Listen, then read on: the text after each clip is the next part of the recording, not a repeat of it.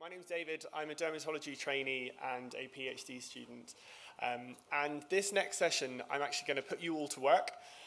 So there's a QR code here. If you have a phone or a tablet, please open the link to Mentimeter, but it will come up later in the slides. So there's no rush just yet.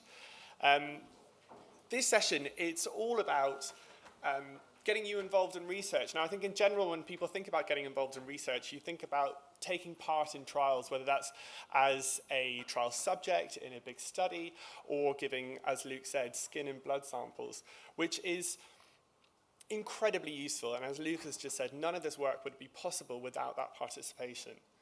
But actually, something that we're moving more and more toward is trying to embed patient and public involvement in studies from the very, very get-go.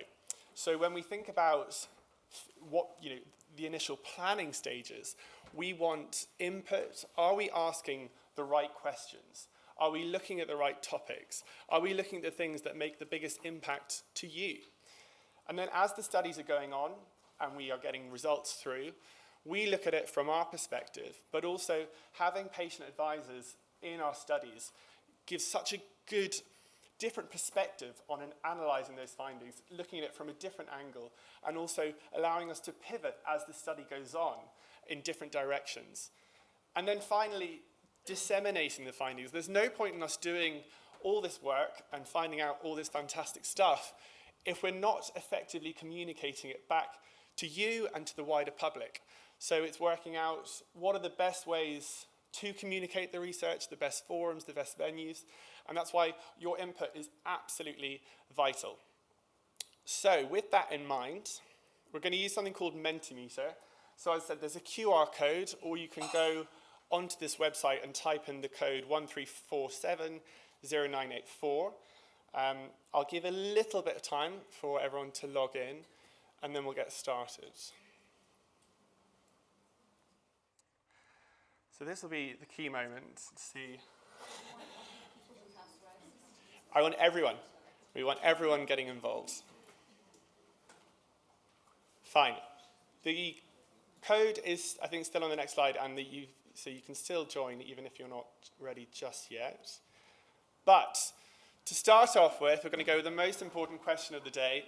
Which classic 90s trend needs to make a comeback? And this is mainly just to make sure that the technology is working, and we should get a live update on the screen as we go.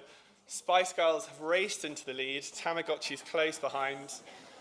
You're all very active. You want to go rollerblading. I think in hindsight, I really probably should have said none of the above, and this all should have been consigned to the history books.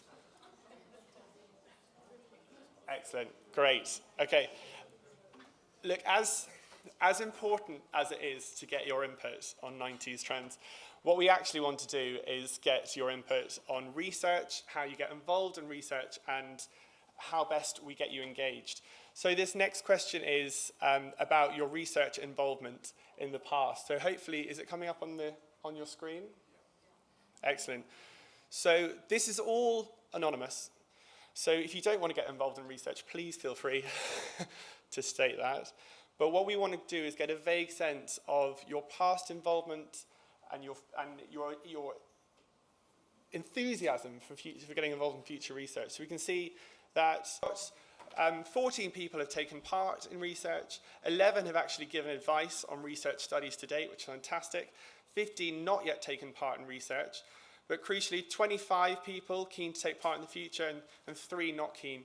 And that's, I think goes to show the variety and experience to date, and actually, hopefully, after today, we can get more of you enthused and also try to highlight some of the different ways in which you can get involved in research studies moving forward. So the next question is then, how do you keep up to date with psoriasis research? So we know that there's so many different avenues, so many different information streams that people get, and we want to get a sense of how you access different updates, and indeed if you don't get any updates at all, and how best we kind of meet that gap. So social media, obviously extremely powerful as a tool. Psoriasis Association website, very good as well. I think they'll be glad to see that's racing into the lead as well.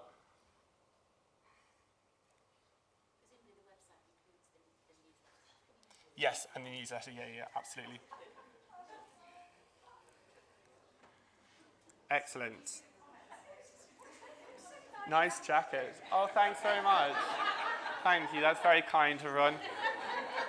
I didn't realise, but I actually matched Prof. Smith today. I said, she's my mentor, and she's. So the next question then. Oh, you are? No, don't worry.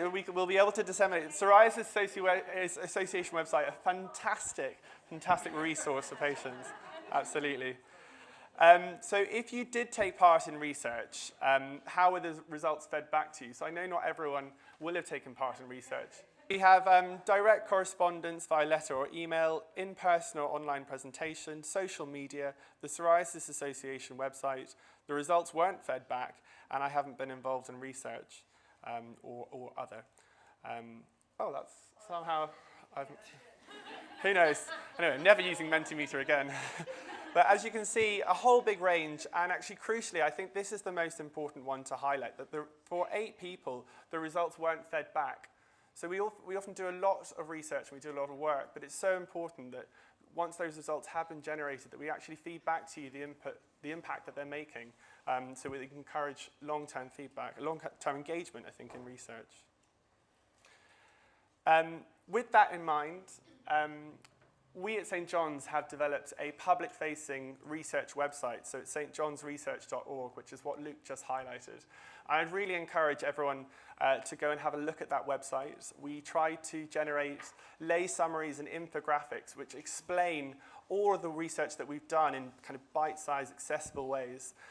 So 2-3 times a year, drop us a visit and keep up to date with the most exciting psoriasis research to date. Oh, guys,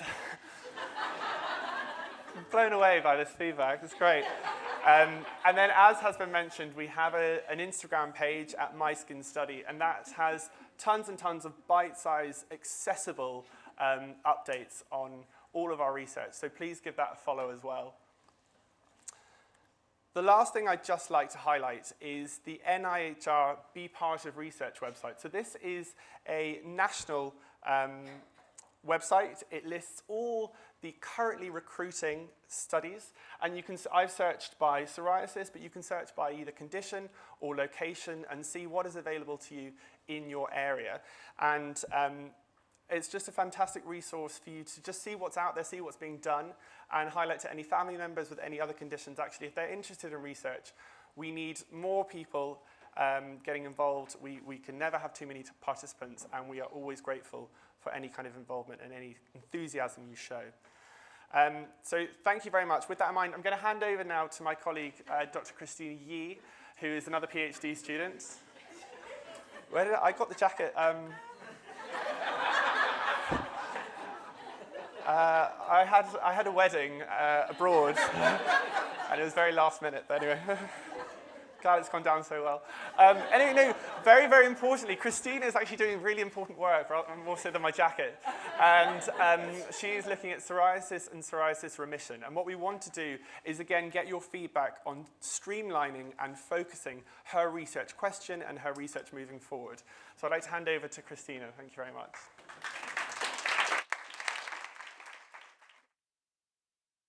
So thanks, David, for the kind introduction. So my name is Christina. I am a dermatology doctor and PhD student at King's College London. And it's a pleasure to be here today to tell you a bit about my research, but more importantly, to hear your thoughts and feedback. So around 1 in 5 people with psoriasis need tablet or injection treatment to get their skin under control. This is started by specialists in the hospital. And as we've heard earlier, there's often a delay in accessing this care. So people often have to wait a long time to get their skin better. The good news is that these treatments work really well for lots of people, and as a result, more and more people can now achieve clear skin.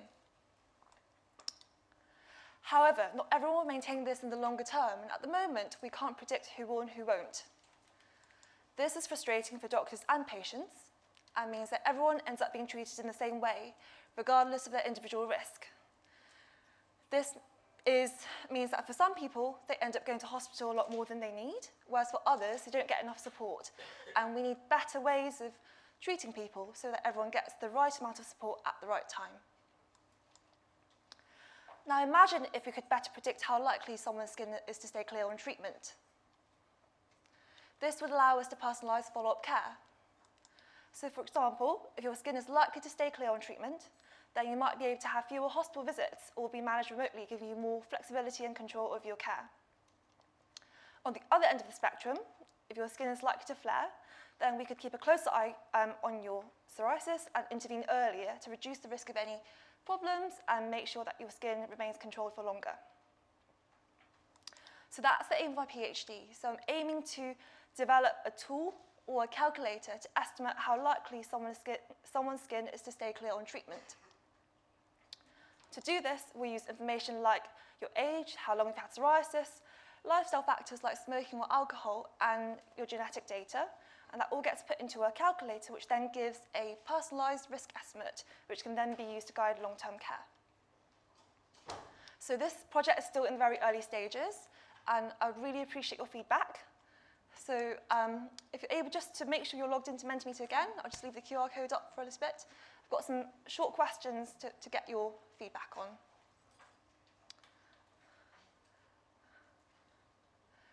The code is 13470984, and that will be showed in the slides later on as well.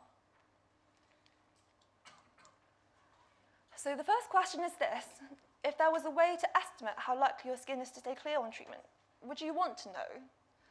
So the options are yes, I'd want to know. No, I wouldn't want to know, but I'm happy for my medical team to know. I wouldn't want anyone, including my medical team, to know, or you're not sure. Seems like the overwhelming majorities. Most people want to know, which is great.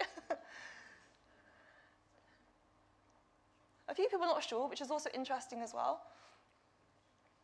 Can someone who said not sure in the audience tell me why? They're not sure?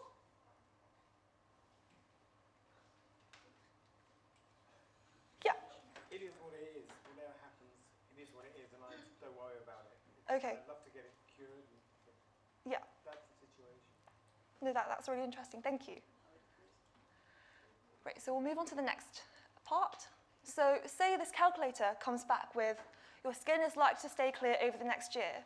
What would be the clearest way for you to understand this result? Would it be a percentage? So for example, you have an 80% chance of staying clear over the next year. Would it be a traffic light system? So green being low risk, amber being medium risk, and red being high risk. Would it be a risk slider? So a scale from unlikely to likely with an arrow pointing to where your personal risk lies on that scale. Or would it be an infographic like this? So out of 5 people like you, 4 will stay clear over the next year.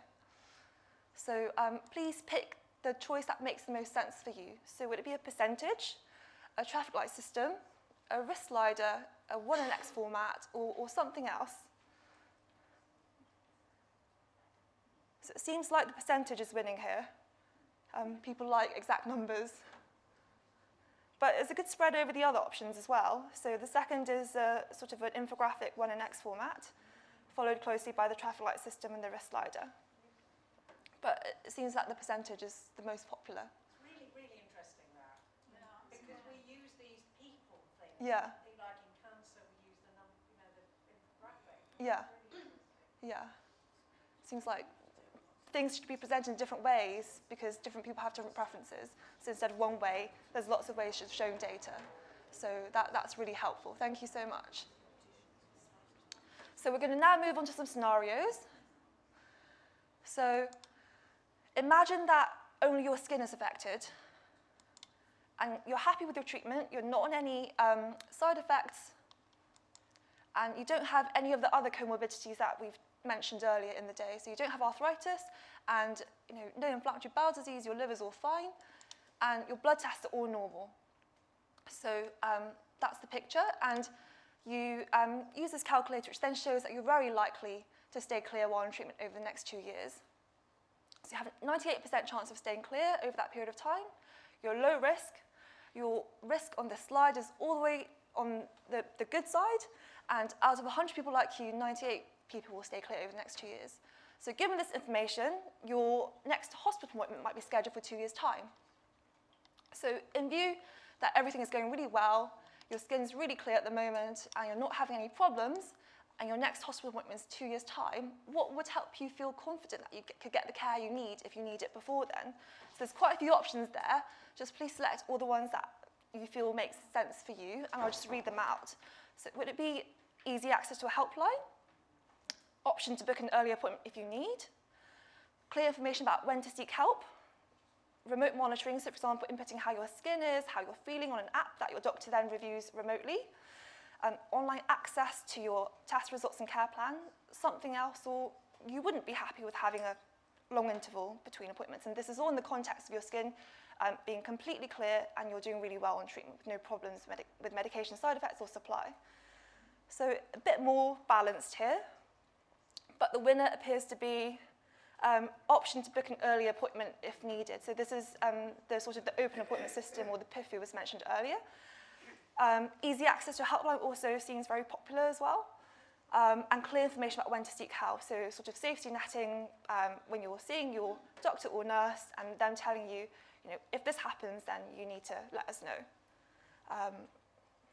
And that's really helpful. Thank you. It's interesting, there are 5 people who actually feel that 2 years is too long. Yeah. And is anyone who's willing to share? Yeah. Yeah. I would say, I guess if you've had a roller coaster ride Yes. before, Yeah. the idea of 2 years Yeah. feels quite scary, Yeah. especially if you're not having any blood tests in between. So I guess you would still have your monitoring as you need, but then you just wouldn't be seen in hospital necessarily, but you can access care during that interval if you need. I think I'd still be a bit Hesitant, fair enough, because it's been such a journey, hasn't it, to get to where you are. No, that's really valuable, thank you. So, yeah. A lot would depend on the help desk, whether it was staffed by people who knew about psoriasis and could offer you help, and also if things were going wrong, sort you out with an appointment to see somebody if things weren't going well, because Yeah. obviously in life things happen. Yeah. Although they should be, for the next 2 years, everything should be fine. Yeah. You could have a death in the family which has caused you an awful lot of stress, Yeah. and a psoriasis flare-up, for Yeah. example. Yeah. And I guess that's why we want to find out what would be helpful for people to feel more confident that they can access the care they need at the time they need it, so everyone gets the right amount of support at the right time. And it's really encouraging to see that some of these options are that people would help people feel more confident. So, for example, the open access appointment would be able to sort of help people to get the help they need if something happens during that 2-year period, because life happens and things happen and we can't always predict it. So that's really helpful. So the next part is sort of taking it on its side. So the reverse scenario, so that say the calculator shows that you're unlikely to stay clear while in treatment over the next year. So there's a 10% chance of staying clear over the next year. You're at high risk. The personalised risk slide is all the way on the other side. And out of 100 people like you, only 10 will stay clear over the next year. So you're given this information, but everything else is the same. So only your skin is affected, no side effects, you're happy with the treatment. You don't have any other conditions, and your blood tests and monitoring is all completely fine. So given this, plus that you're unlikely to stay clear over the next year according to the calculator, how would you prefer your care to be managed? So there's, again, quite a few different options, so I'll just give you some time to read through, but I'll just read them out as well. So they include more frequent hospital appointments to check how your psoriasis is, more virtual check-ins, so by phone or video without actually having to come to hospital, trying a different treatment sooner, having an open appointment system to get help when things get worse, or just waiting and seeing how things go before making any changes. And it appears that the most popular option so far is quite close, isn't it? So either switching treatment or an open appointment system, but quite a few people also prefer to have more frequent check-ins in person or virtually. And one person would want to wait and see how things go before making any changes as well. Just give it a little bit more time. It's interesting, though, that very important It is, yeah. Even though they're doing well on their treatment, if the risk of not being Yeah. in good shape, they would like to change. Sort of preempt Not any wait, yeah. preempt any problems and treating things proactively. And that kind of feeds into lots of the talks earlier today as well.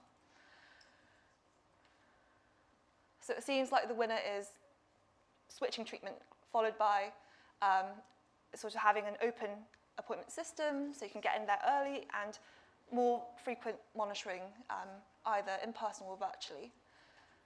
Wouldn't you have to see a hospital? Wouldn't you have to have your appointment either at the hospital, like one of the first two options, before having the third one? So I guess it would be, so say you, your skin's fine, but then, so your skin's completely clear, but then you have this calculator which tells you that in the next year you could sort of flare. So at that point, you kind of, what would help you decide about how you want to be managed over the next year? Do you want to be seen more frequently? So then you decide, actually, I want to be seen in 3 months instead of 6 months. Or would you want a phone call at 3 months instead of 6 months? Or would you want to consider switching sooner? So I guess my point is, how could you know about trying a different treatment if you don't see the clinician? you would be seen. So Right, okay. yeah, you'd be seen in hospital. So how, yeah, okay. It surprises me that the first two options are not more than the third. Yeah, I think this was a more difficult question because I wanted to tick more than one box here. Yeah. I wanted Yeah. to tick more on appointments and a different treatment sooner. Yeah. It's only allowing you one option. Exactly. Yeah, So, Exactly. which Yeah. is probably what you wanted, but I do think it's a much more difficult question to interpret. Yeah. yeah.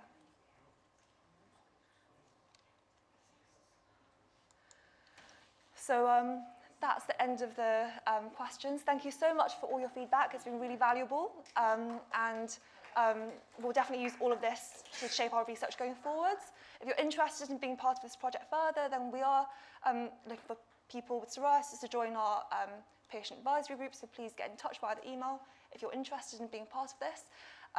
And we'll also be around later if you have any further questions or if there's any further questions now. Thank you.